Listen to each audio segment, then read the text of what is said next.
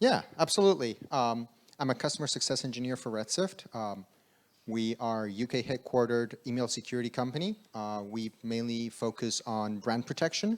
So through the whole perimeter of the platform. So we do protect with DMARC, your exact domain attacks. We also prevent inbound BEC attacks, as well as through lookalike attacks that may be spoofing your domain once you are in reject. So we do the whole 360 package and protect your brand from all angles. We are a distributed team, mostly in US, UK, and Spain, but serve customers all over the world. And my job is mainly to implement our solutions and help customers get the most out of our solutions and protect their entire perimeter against brand abuse that would cost otherwise millions. And looks like they're loading the right deck, because I'm also giving a lightning talk tomorrow on brand abuse in banking using our RedSift platform to detect which banks across the world are most spoofed, which ones have the most lookalikes registered, and how DMARC plays a part in all of this. So I'll be giving that talk tomorrow around 12:30-ish, if I'm not wrong. Oh, this is the...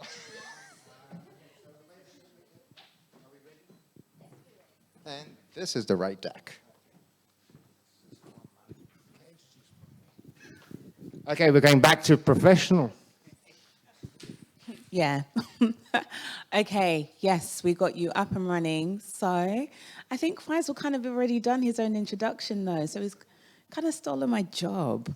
But Faisal is going to be talking about DMARC and BIMI, and I'm actually really interested in this. I would love to have my own domain, which is just my name with its BIMI, so you need to help me out with that. But he's going to talk about how it works and how it all comes together. So we're really looking forward to hearing this, and so sorry for the delay, but here you go. Absolutely, thank you. So today it's going to be more of a technical workshop on what the steps are once you've to get DMARC compliant, and then how to get a BIMI VMC. Because as you know, while Yahoo and Fastmail don't require VMC, Google does, and starting with iOS 16 and macOS Ventura in the fall, Apple will also start requiring a VMC. So without a VMC, you won't get the benefits on BIMI on either Apple or Google. So that's just a quick 30-second summary. I'm going to start by, all of us in the audience are marketers or email deliverability people, and most of us have heard one of these two terms before. But it's surprising that, especially in Europe, it's still not a thing. I got an email from a big Swiss web host provider about 6 weeks ago that said, hey, we're getting up phishing waves of attacks. They're impersonating our domain. If you get a suspicious link, please don't click on it. And I checked. They don't even have a DMARC record. It's not like they're not in none. They didn't have any DMARC record. And then last week, the same happened with a German domain registrar. Hey, we're getting spoofed. Don't click on our links. And I'm like, well, if you had DMARC, you wouldn't have to be putting these warnings and sending newsletters to your customers. So why haven't more people deployed DMARC? These are the three main common scenarios that my team and I have encountered. Is too hard.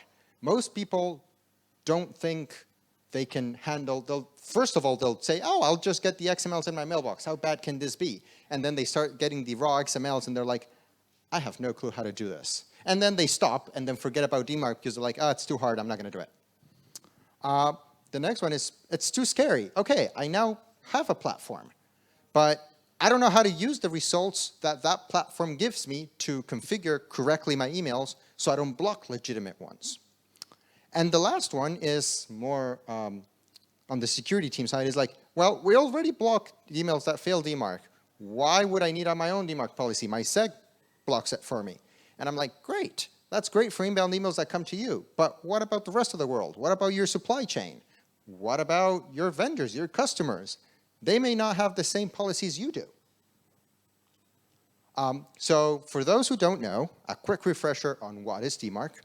DMARC is built upon SPF and DKIM, and it requires both to be set up, and then SPF is basically just a list of IPs you approve, and it's checked against the return path or the envelope from. And then DKIM, which is a cryptographic key that basically proves the message was not tampered in transit. And then DMARC has two main roles. With the results of SPF and DKIM, it's going to have a reporting, where to send the reports of what email is sending on your behalf, yes or no. And then the policy. Do you want to, once I get a malicious email or an email that's not correctly configured, what do I want to do with it? Do you want to just report on it? Do you want the recipient to send it to the spam folder? Do you want the recipient to fully outright reject it? So to just dig in a little bit on those policies, so most companies start at none, start getting their reports, seeing what sources they need to configure, what's misconfigured, how much malicious traffic are they getting right now to see how quickly they need to get up and running. And then they move to P equals quarantine, which is any email that is not DMARC compliant, send it to the spam folder. You tell that to the recipient, ask them to honor that policy. And then lastly is P equals reject, which is the highest compliance that says anything that pretends to be from me that is not properly authenticated, just reject it at the SMTP layer. I don't even want to see it. And that's where most organizations want to get to, because that's where you want to get to. That's where your blend is going to be protected from direct lookalikes. So why should, besides what I already stated at the beginning, why should companies implement DMARC? The most important one is security. You want your brand to be protected. You don't want malicious people to send as your brand and tarnish your brand reputation or cost one of the customers or a supply chain millions in attacks. The second one, and now I know there's a lot of deliverability people in the room, and you'll probably get excited about that second bullet. It's not a silver bullet. While DMARC will not fix all your deliverability issues, if you send spam, you're going to get sent to the spam folder. But mailbox providers do give further credibility to authenticated emails. Now, that doesn't give you a free pass against the content filters, but it does slightly increase the deliverability of any authenticated emails that are really yours. And that goes tied to reputation. Your domain reputation will be increased because you're telling other recipients to block known attacks.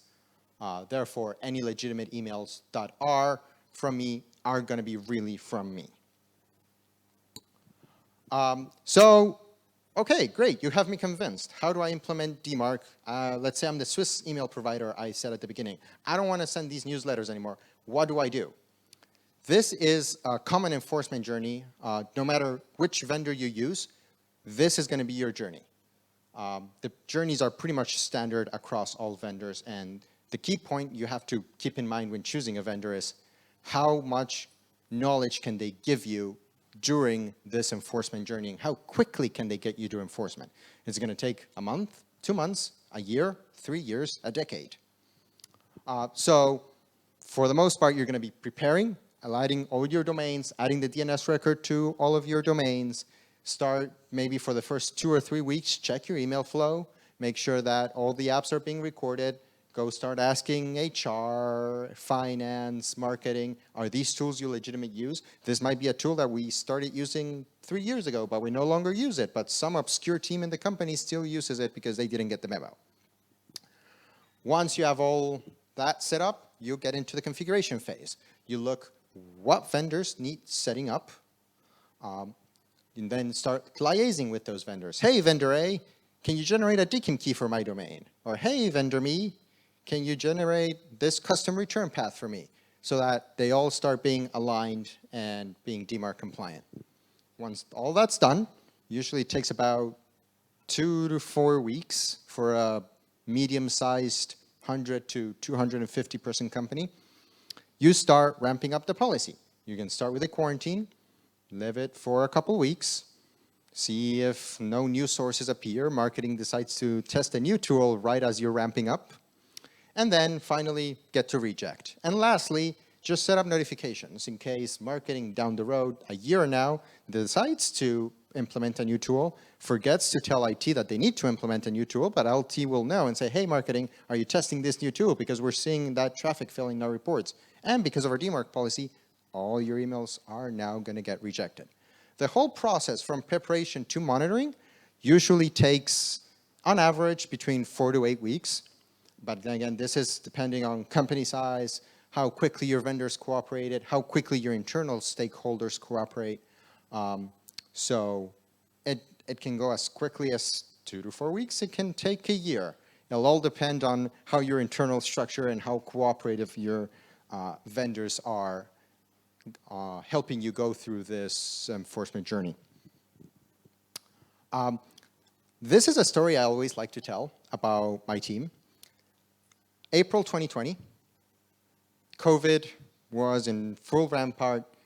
Lockdowns were happening across the world, and 70% of the World Health Organization email traffic was being impersonated and used to spread malicious attachments related to theory. It's when companies went remote and they're like, hey, you need to update your VPN patch, or hey, you need to download this new Zoom installer. Things like that. So 70% of the world traffic pretending to be the World Health Organization was malicious. Time was of the essence. We did not have the luxury of time with World Health Organization, so we got them to reject in 4 weeks without blocking any good emails. So this is a story I love telling, because when you're dedicated and when you see the value that DMARC can solve, things happen really quickly. So you're now at reject, 100%. You're blocking all your bad emails. You want to celebrate. And let's say marketing has a great logo. And you're like, great. BIMI is the reward for doing DMARC. So once you are DMARC compliant and at a policy of either quarantine or reject, you can now implement BIMI. BIMI is a new standard. It was launched in 2018-ish, and it has support from Google, Yahoo, Fastmail, which is a small Australian provider, and coming in iOS 16 and macOS Ventura this fall, Apple joins the game for BIMI, showing, will show your logo in iOS as well as macOS. And the sweet thing about macOS is it'll show your logo on the message list. And that becomes Apple becomes the first email provider to show on desktop the logos on the message list. Because Gmail does it on the iOS and Android app, but they don't do it on the web. So Apple becomes the first desktop provider that will show your logos in the message list, which for marketers, standing out in the message list is all they want for. So basically, Christmas came early thanks to Apple. Like I said, why is DMARC important for BIMI? You cannot implement BIMI without a restrictive DMARC policy. If you decide to go for BIMI but are still in P equals none, it's not going to work. You need to be in either quarantine 100 or reject for it to qualify for BIMI. So if you're still in none, get to the enforcement journey first, then think about BIMI, because if not, you're just wasting your time.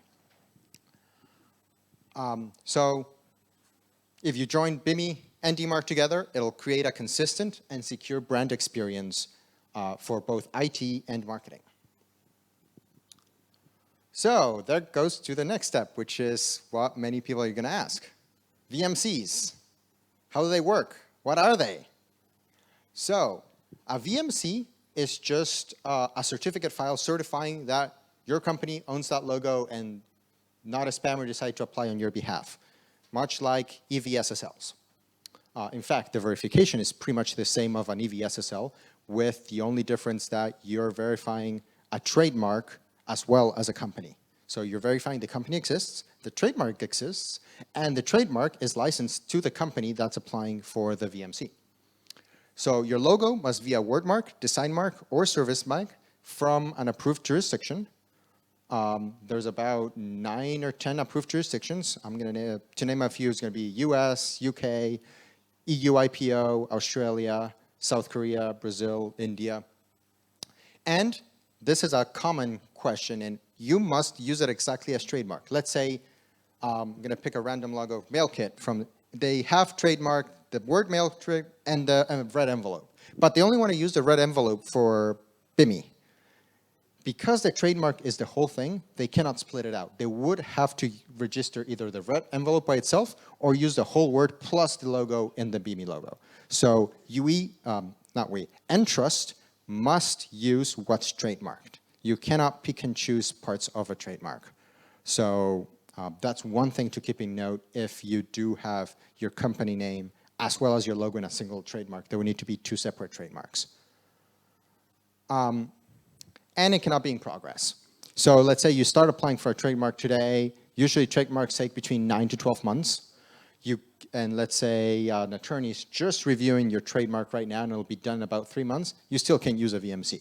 Your trademark must be fully active, fully registered to you before you can use it for a VMC. And there's only 2 certificate authorities right now that can issue VMCs, Entrust, and the other one being DigiCert. So how do you get a VMC? And this is basically a summary of what I've just said, but you first have to be DMARC compliant. If you're not, begin your DMARC compliance project. You cannot do BIMI without DMARC. That's step 1. And be at quarantine 100 or any stage of reject. Step 2, do you have a trademark logo, like we just mentioned? Yes. If no, go apply in the correct jurisdiction.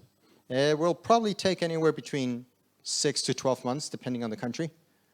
And lastly is the VMC verification process. So whatever certificate authority you choose to use, it's going to go through this process. So they'll first verify that you are an employee with the company. Then they'll verify the company actually exists and is registered with a local, either Chamber of Commerce or a Department of State if you're in the US. Then they're going to do a quick video ID verification of you. You're just a quick 5-minute video. You hold up your passport next to your face, and yes, you are you. Great, good to go. Then you enter a quick TXT record in your DNS to verify that you actually own that domain. And done. After that, you just generate your VMC, put it in your BIMI record, which is the TXT record, like a DNS, like a DMARC record, and wait a couple hours so that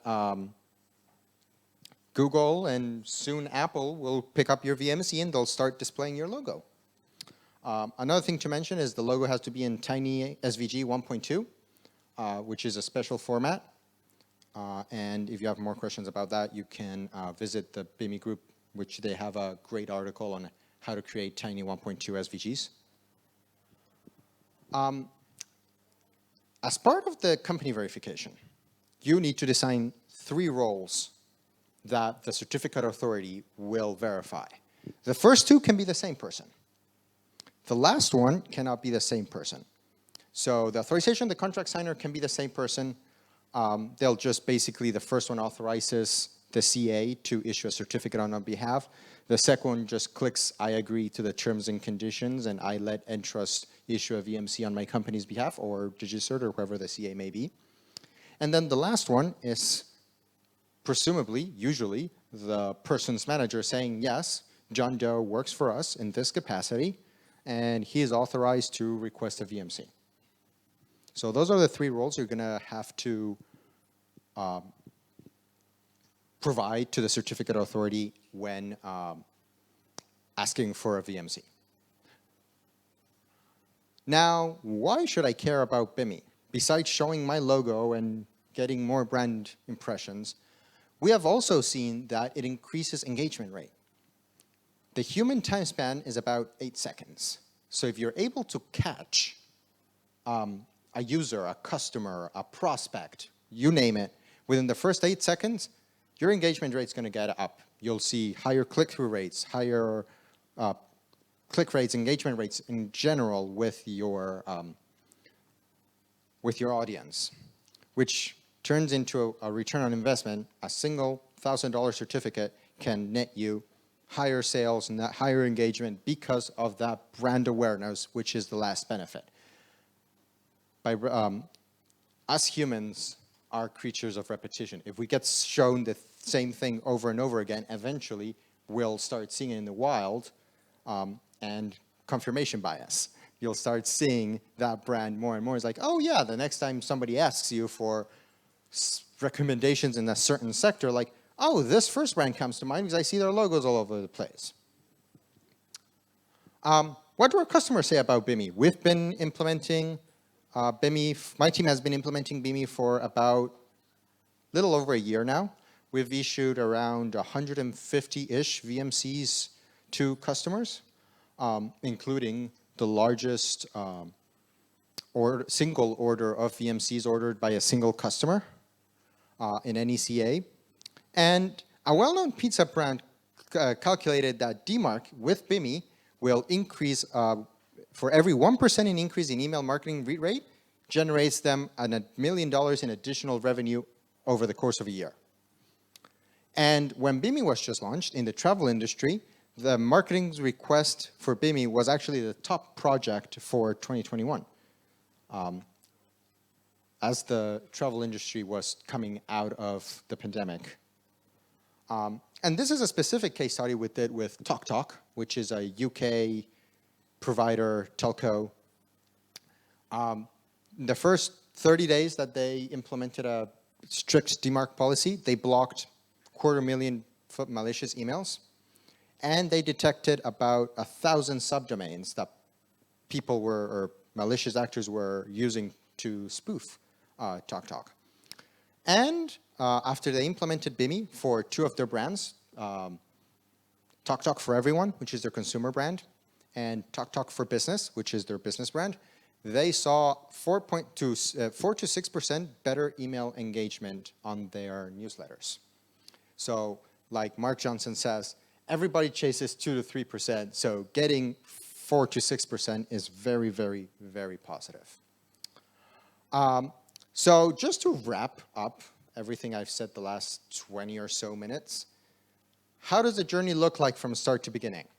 So whether it's marketing that wants to get BIMI or IT that wants to secure their domains and needs to dangle the carrot on marketing to approve the spend, they'll start in different paths. So marketing is going to choose the logo, make sure it's trademarked, probably engage the legal teams.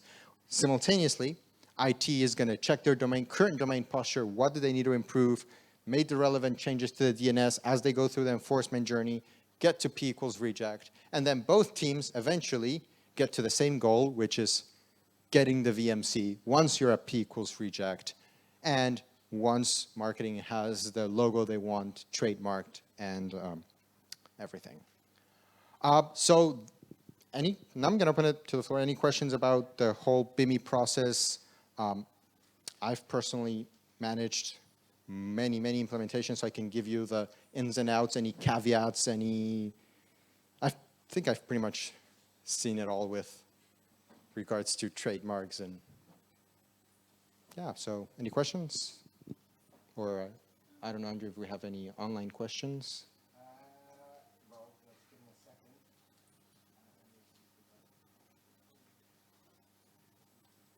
Yeah, about DMARC and enforcement process, BIMI, VMCs, about the process, how long it takes. Oh. Yeah, I'm wondering what's usually the biggest setback for companies during the process, and is there a way to prepare for it and to avoid it? Definitely. The biggest hurdle, absolutely, by far, trademarks. Customers think they have a trademark, or they'll have it, and let's say they want to trademark their little logo, but they have only the company name trademarked, or the biggest setback is trademark. So I would encourage all customers to engage marketing or IT to engage legal early and say, what do we have trademarked? What can we use? Do we only have our company name? Do we have the logo? Do we have both and we need to split them? So the biggest hurdle I've encountered and my team has encountered is definitely trademarks. And I would say 90% of the issues are in somehow, some way, shape or form related to trademarks.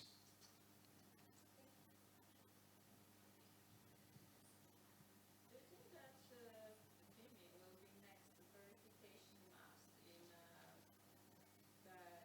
the verification area? The maps I believe so, especially because Apple, when you click a BIMI-enabled email, and this is from what I've seen in the betas, they call it now, if you have a BIMI logo, underneath the from or the to in the iOS, it's going to say digitally certified, which means Apple is now pitching BIMI as a digital certification that, hey, this email was digitally certified to be secure, and we're displaying the logo of the company that sent it to prove that this email was digitally certified. So I do think that, especially with Apple's nomenclature about digitally certified emails, it will become, and hopefully Google adopts the same wording and it becomes a new standard of, hey, I want to digitally certify my emails. I want customers to know that this email really came from me, with the added bonus of having my logo and brand impressions. So I think we're still early, but if you ask me a question a year from now, it'll probably be different, given that Apple would have already been supported BIMI for about 9 months at that point, and we can, but I do think we're heading in the right direction. Are there any other questions?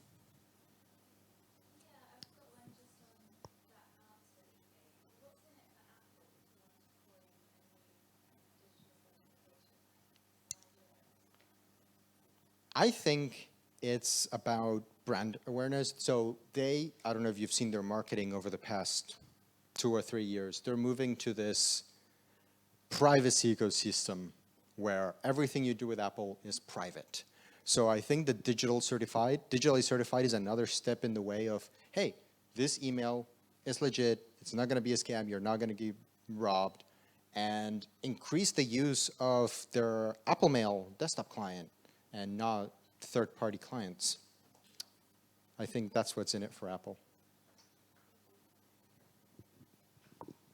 Okay. If we don't have any more questions, can we please give a round of applause for Faisal? Thank you. Yeah, you deserve that because that was really good. No one would have thought that you haven't presented before. This was awesome. And I'm going to harass you. You're going to have to give me BIMI for my own personal email. I want my face plastered around everyone's inbox. Absolutely. Thank you. The only thing is you got to register your name as an LLC because we had somebody try. Oh, don't worry. I'll do that. We had somebody who had a little avatar of themselves actually trademarked with the USPTO, which surprised me. But the registrant was to a person, and the registration needs to be to a company. Oh, I have a company, so I'm halfway there. Okay, great. So thank you. Thank you so much for your time. And also, RedSift have chocolates outside. So if you want to learn more about BIMI, VMC, and all that good stuff, and have some smints and chocolates right outside. So thank you, Faisal. Of course. Thank you so much. And thank you, everybody, for your time today. And Andrew's going to steal the mic from me now. We have a slight change in the agenda because of the technical issues that we've had. So the session that you might be wanting to run downstairs for, you don't need to. We're having it up here. So I'm about to let the people know downstairs that the session's up here. So slight change. The next session with Frederick and Steve will be here. So no need to go anywhere. Nelly, have you got the presentation on there now? Maybe you can help Steve and Frederick, and I will go downstairs and let people know that we're doing the session up here because they're probably waiting.